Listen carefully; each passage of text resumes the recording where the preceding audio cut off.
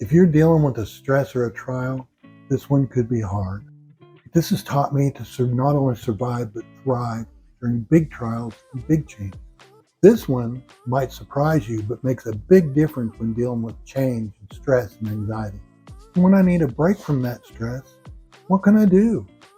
But here's another thing we can do. We don't have to lock ourselves in a room. Hey, change in life is inevitable.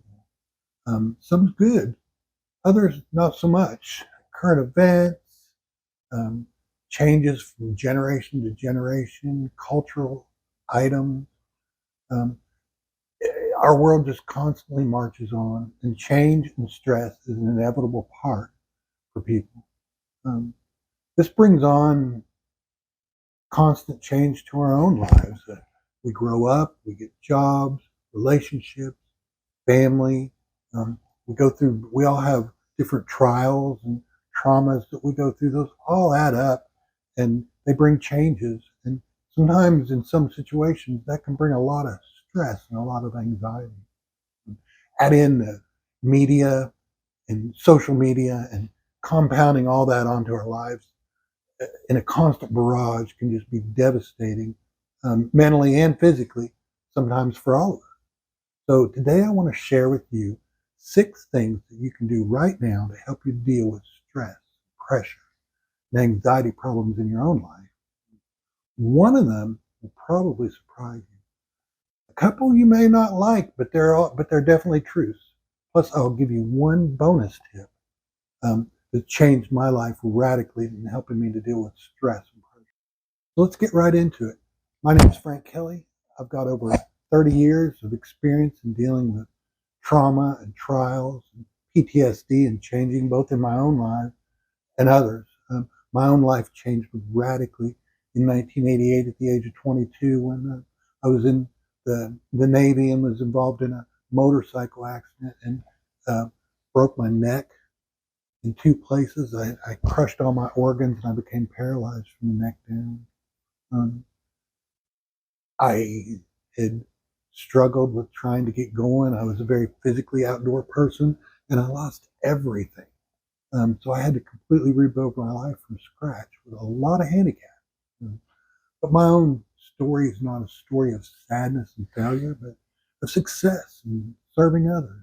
I managed to get back physically pretty well, although I've always had handicaps.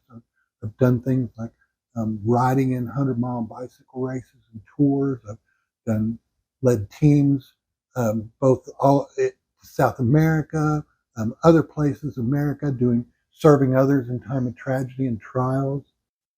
The last 6 years, I've had the privilege of uh, managing and being the director of the Engage Free Clinic, a clinic of all volunteers that provides primary medical care to working uninsured people in my own state. Now I'm leading an effort to open new free medical clinics for the working uninsured all over the state, using the clinic model that we've put together. It's really turning into something a lot. And now I'm decided to. I've done a lot of one-on-one counseling and in personal groups. I haven't done a lot of stuff, but I've decided to start up a YouTube channel now to be able to share with tips and stories and ways that I got through trials and be able to help people in a bigger market. This has added a whole new stress because I have to learn video production. My anxiety, you can see me here, it's off the roof right now. So there's been a lot of change and anxiety throughout the 40 years of my life. Um, but I've learned to not only survive, but to thrive during big changes. So if you want to hear a much more detailed version of my story on my channel, there's an interview that I did um, for a group that shares a little bit more about my story. I'll put the link in the description. But right now, I want to get to it and give you 6 ways that I deal effectively with stress and anxiety when you feel like it's getting the best of you, especially when you're going through changes. So grab a cup of coffee, we'll get right into it. Number 1, check in with your primary care provider. Many times for me, a medical problem that to me seems small turned out to be enough that it caused my stress and anxiety to go off the charts. And just getting that small medical problem fixed, or getting a checkup, and maybe getting a vitamin B shot, or whatever my primary care provider needed. It was good to check in. A lot of times that alleviated a lot of the stress and anxiety.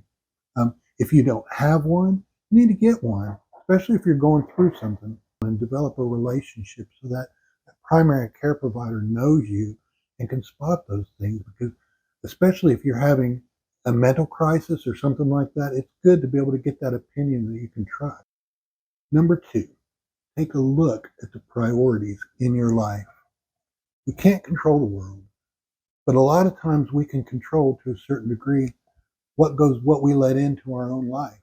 So we need to look at, during stressful and anxious times, what is it that we're letting be a priority above dealing with those issues that are causing us stress.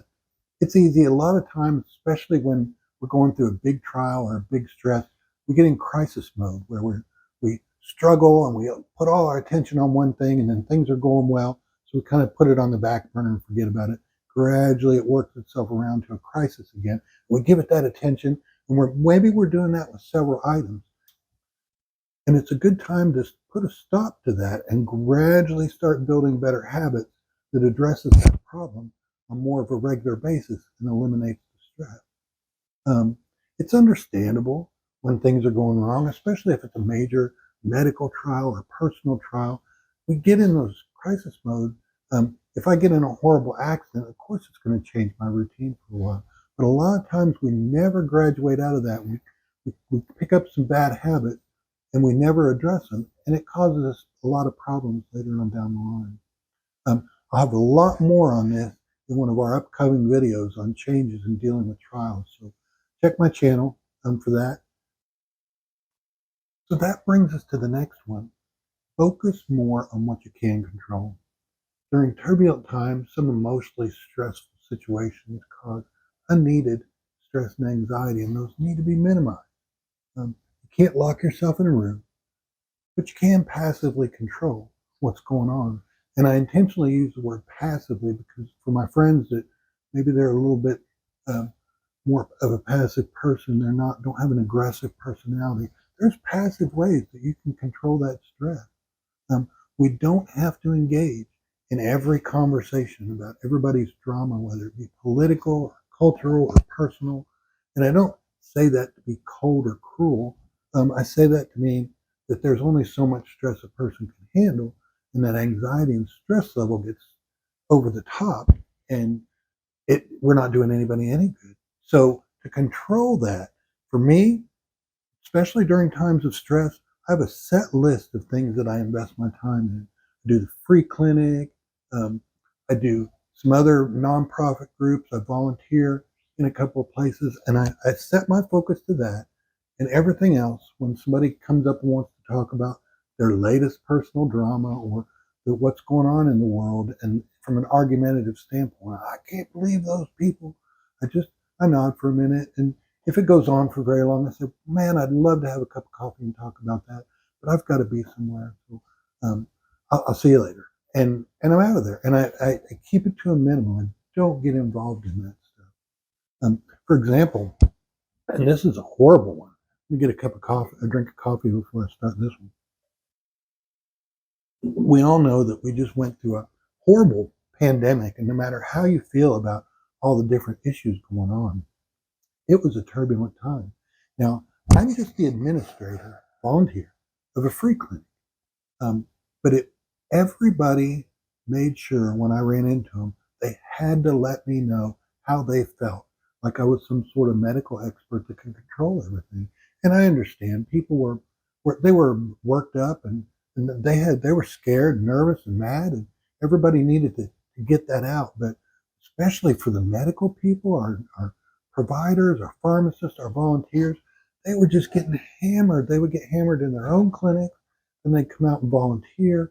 And it was a very stressful time, and we actually lost volunteers. And I know just as administrator, there was 3 or 4 times a day somebody would come up, well, let me tell you what I think about. And I'd be like, why? Why are you doing that? I've never made my opinions known.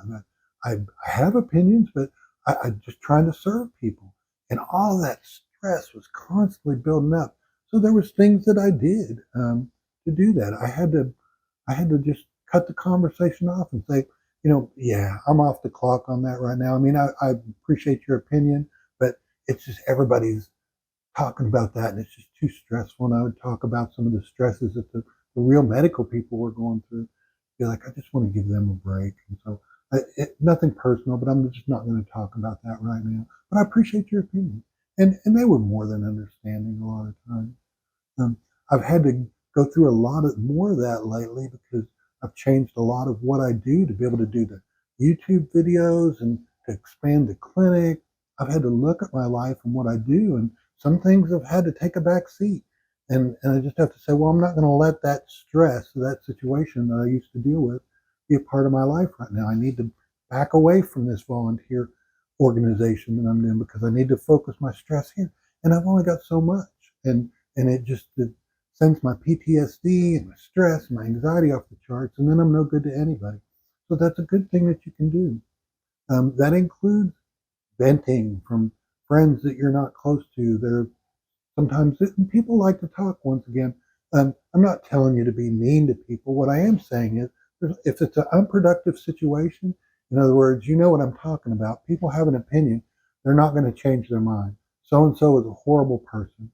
This issue is a horrible issue. Those people are ridiculous. It's us versus them. I've got all these sound bites that I've got. It's not productive, so I back away from it. And it's a great way to lower your stress.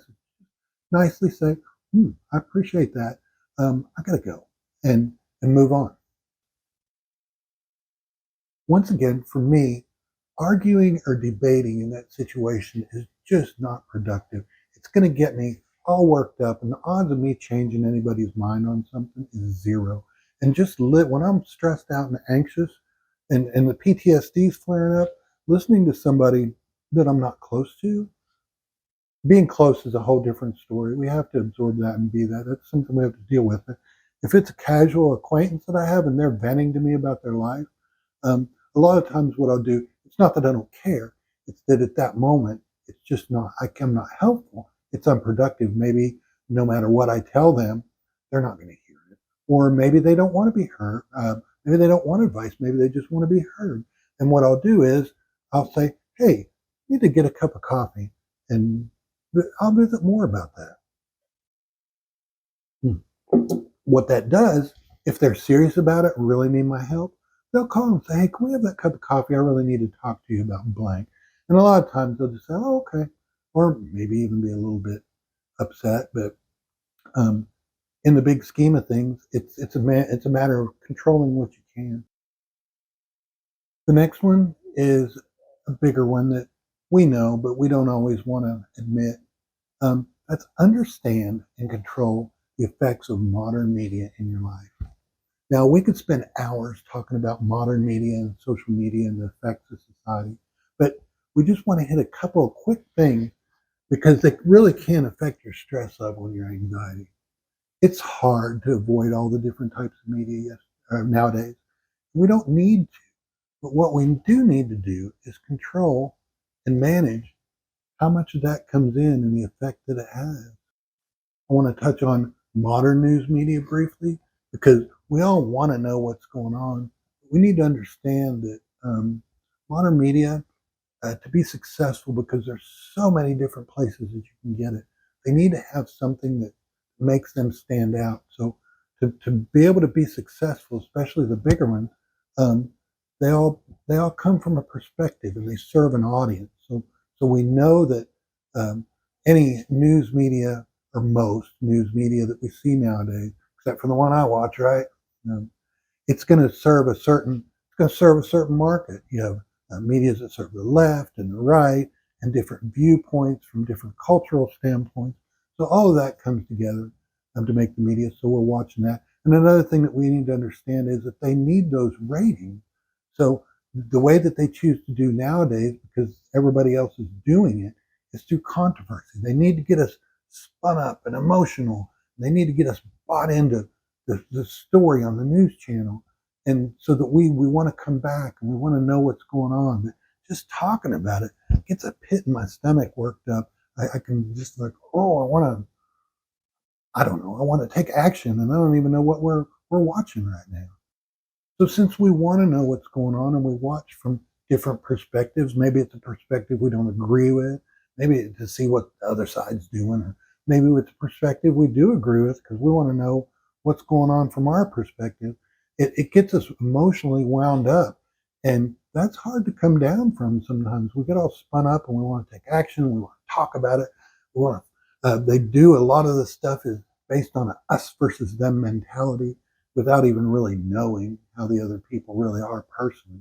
But we get all worked up against them and we want us to win. So all that stress and emotion builds up, and there's really no healthy way to get rid of it. So we just carry it with us. So whether we want to admit it or not, that controversy and conflict is what attracts people, and it is also what keeps us watching, and it takes an emotional toll on us whether we want to admit it or not. Maybe we're mad, maybe we're like, yeah, we're happy, but maybe we're worried about what's going on. We've got to see what's going on the news. And then you get into social media that's just an emotional bottomless pit. You all know what I'm talking about. We see things, it's issue after issue, and I can't believe this people are doing this, or a lot of them are come from a good place wanting to help animals or people, and look at, but it's in such extreme circumstances that I start scrolling through social media, and I'm just like, ugh, it's too much. Nowadays, it's hard for me to go very far without being just within 30 seconds of being so emotionally wound up. It's like, I just don't need that. I want to know what's going on, but once again, I have those issues that I'm involved with. So I just keep that limited, especially in the mornings and evenings. Now, I'll tell you a couple of things that I like to do that helps with that. First of all, in the morning, um, like to have a quiet time. I don't get around very well early in the morning anyway, so I grab a cup of coffee and I sit in my easy chair and um, do some devotional studies, and I think about stuff. Mainly, one of my tips, I think about who I'm going to be today. I can be disabled Frank, or I can be Frank that's going to conquer the world, and I decide consciously which one I'm going to be. And that's my time to think about that stuff. But I'm not looking at what's going on in the world. It's not going to change in 20 minutes anyway. So it gives me a chance to bring some positive stuff into my life and get me built up and lower that stress level and anxiety. So when I do hit it in a day, I've got something that's working to help alleviate it. The other thing I like to do is in the evening, I draw a line. My line is about 7:30 p.m. And sometimes I'm out doing stuff. If we're out doing stuff, I try to keep it lighter stuff. Can't always do that, but I make a conscious effort to try and do lighter stuff. And if I'm visiting with someone, once again, I stay away from those issues. Somebody brings up, can you believe what so and so's doing? I'm like, yeah, can you believe that? And they don't have to know my opinion. I don't have to win. That's one of the things that we get sucked into. We feel like um, if we see something on social media that we strongly disagree with, we have to say something. Or if somebody says something that we think is not right, we have to correct them. We have to speak up. We have a need to be heard and be seen a certain way. And I understand that. But once again, it gets to that productive part. I could argue with people on social media all day long. But am I really doing anything? It's a good question. Has anybody ever said, oh man, I had this strong belief on this issue, and I was posting all this stuff that just railing on the other side, but I saw your post or your response, and I just completely changed my mind. No, that doesn't happen. Very, very rarely. But we like to think that. But I mean, we have a need to be seen as a good and righteous person, and we have all those needs. But in the long term, if you're dealing with stress and anxiety, or PTSD, or it's just a stressful time, like you're changing jobs, or maybe you don't have a problem with it, but you're going through some stress. It's a good idea to preemptively minimize that stuff, just because it keeps you from getting to a spot where you have more problems, where you need a different kind of help. So a lot of times, what I'll do if I'm home, I don't watch a lot of TV, because a lot of the TV, either I don't like it or it gets me worked up. What I tend to do is watch YouTube. You know what I'm talking about. You're here. Um, but one thing I like to do, I've got that feed that I bring up. There, all that emotional stuff creeps in there and controversial stuff.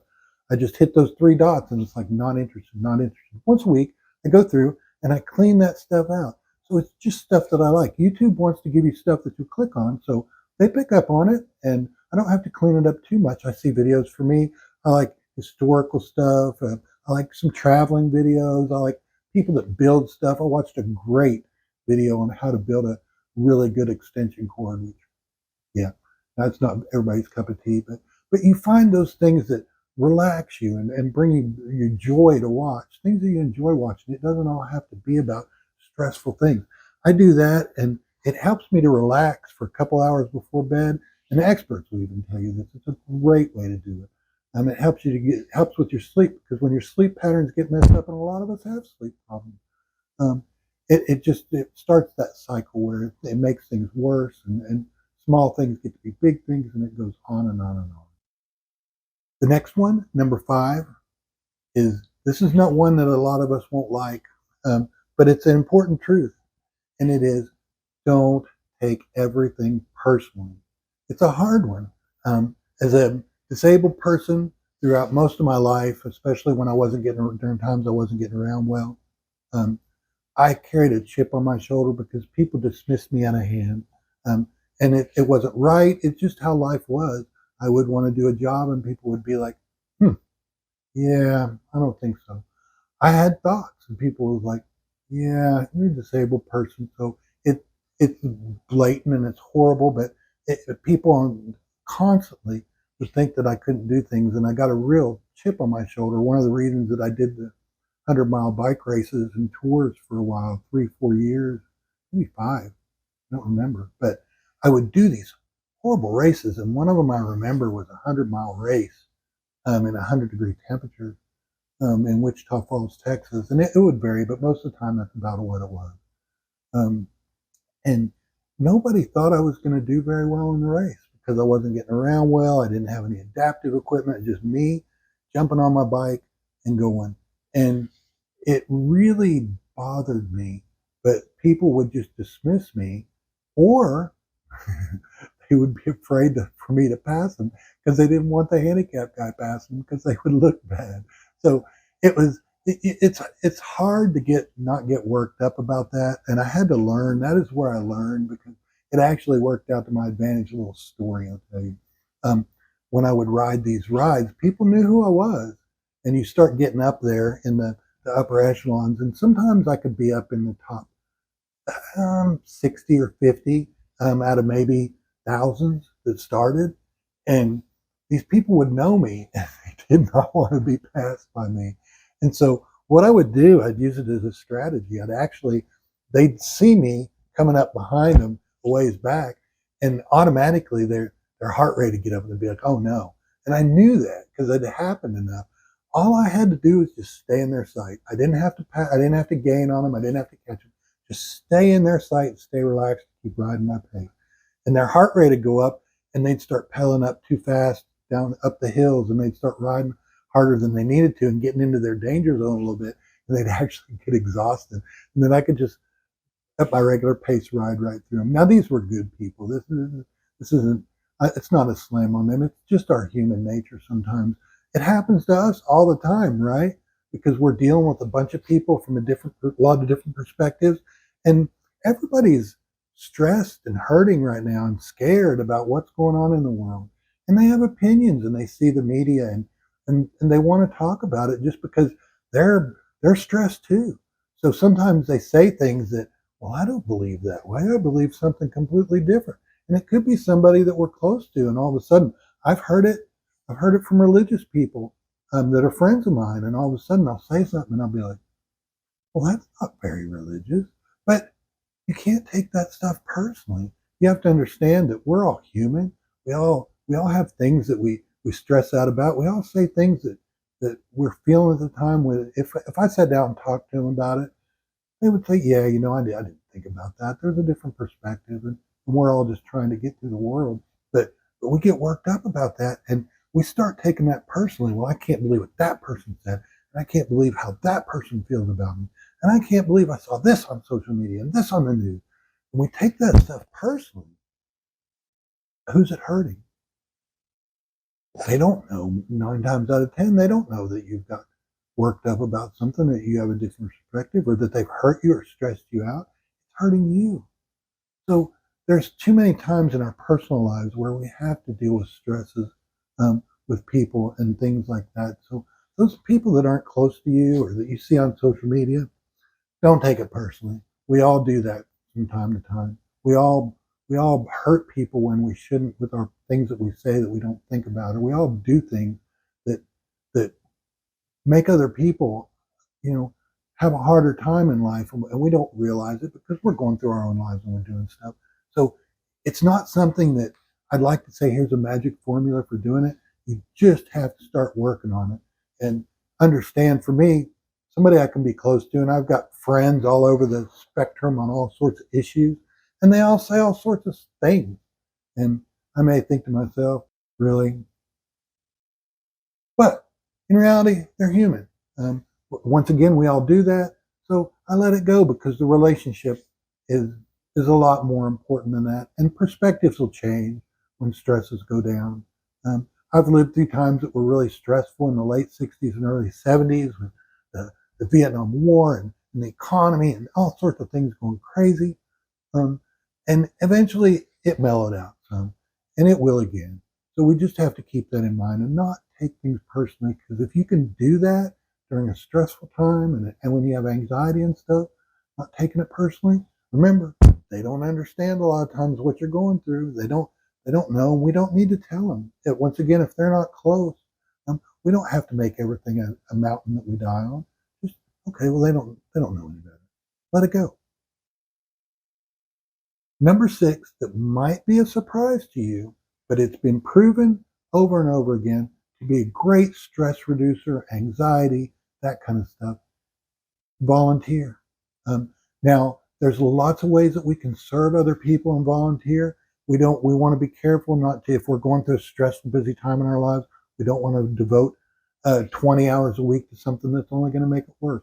But there's all sorts of ways that people can volunteer nowadays, whether it's spending an hour at a pet hospital or an animal shelter and tell them, hey, I don't have a lot of time, but what I want to do, make a difference.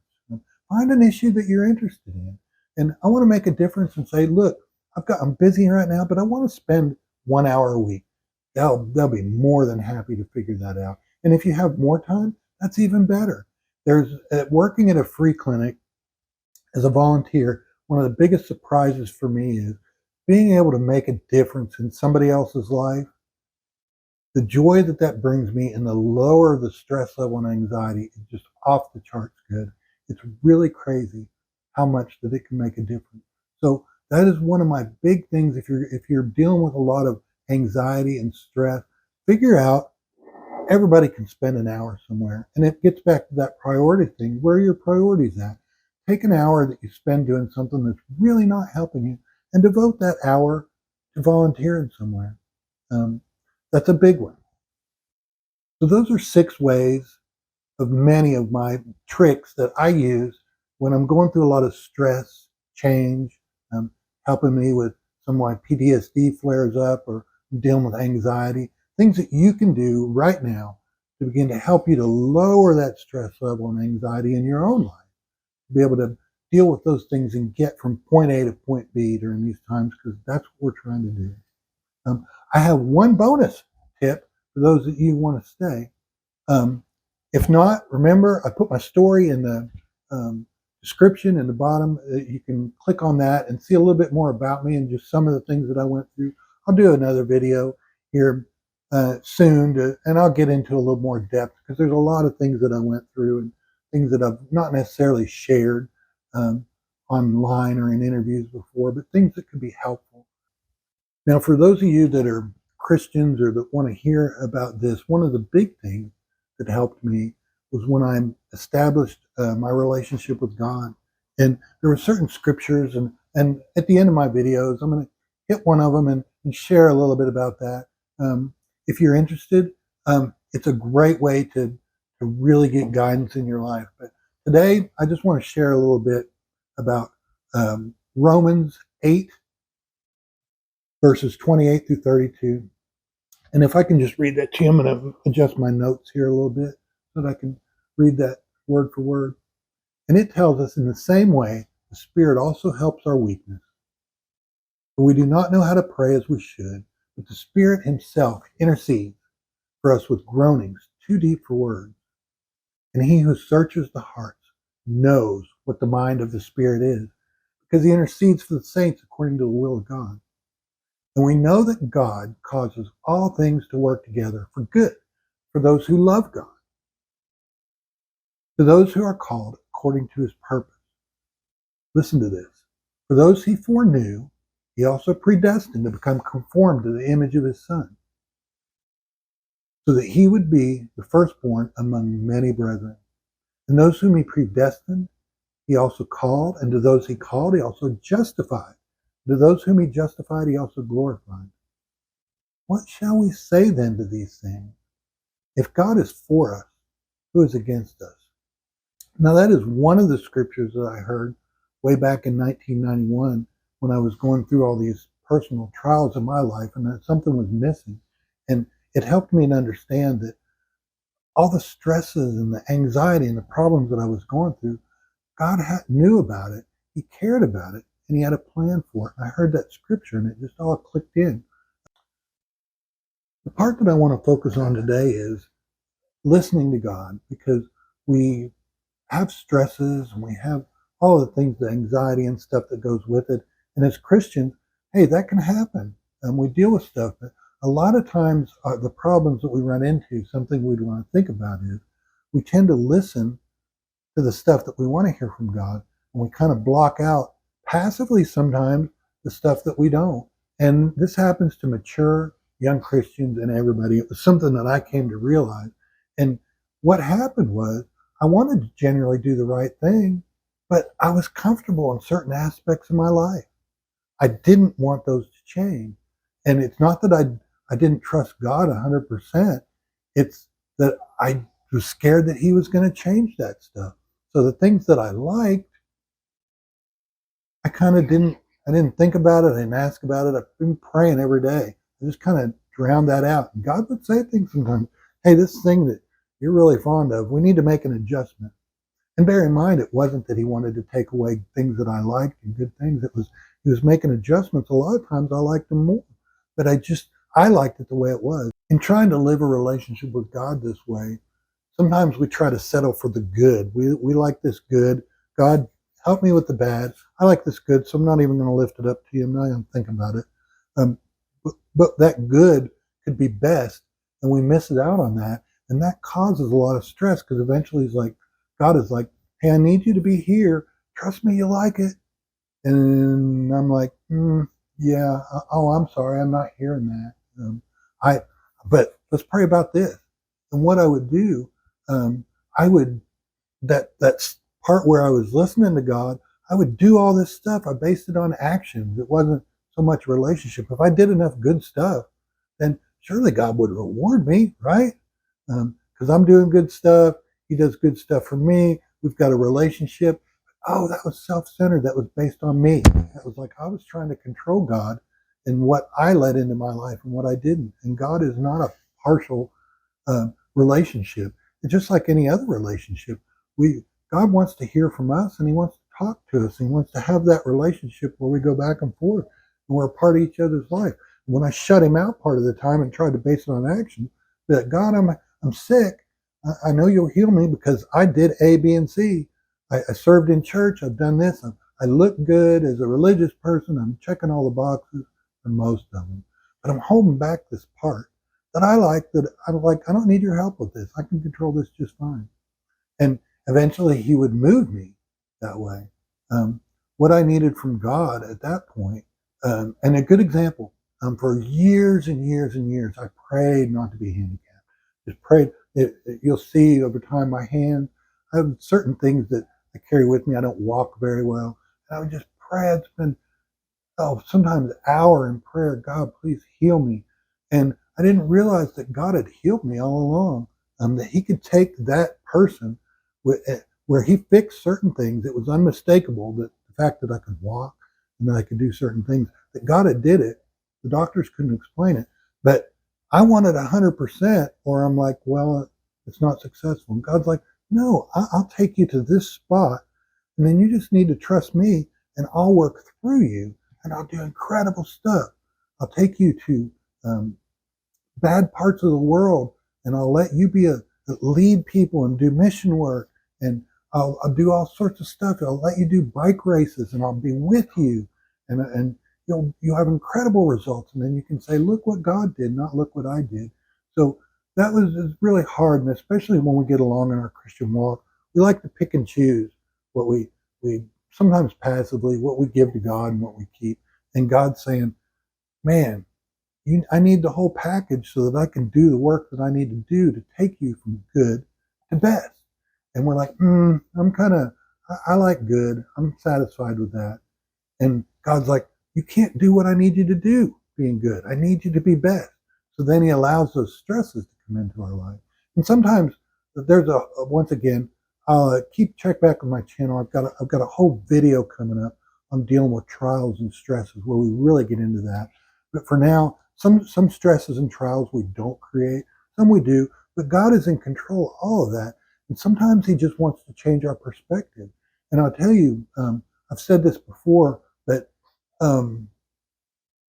people don't really understand. If I could go back through my life and change that day of my accident and completely get rid of all my disabilities and everything going on, I wouldn't, because I like who I am now. And that's what God wanted to do, was change my perspective, and not have me wanting something that he didn't need me to have to be who it was that he wanted me to be. So he changed my perspective, and I had peace. And it's like, I like who I am now. I can do anything that I want to do. I can do anything that most other people do. And with a chip on my shoulder, I might be able to even do it better. But that takes time to develop. So you need to look through that and constantly try and find those areas where you may be like, well, I'm holding that back a little bit, but I'm giving you all this. And you need to start praying about that. And you don't have to just leave your family or anything like that, but you can start praying, God, I want to lift this up to you. And what would you have us do? And start putting those ideas in my head. And I want to be a good steward. And a lot of times God will say, nothing. I just want you to make these adjustments in your life. But if you're not open to every part of your life for change, then a lot of times you'll miss out, and it gets everything all fouled up, because then you're just trying to do God's work. And that never works out good. Well, that's all for today. I'll see you next time.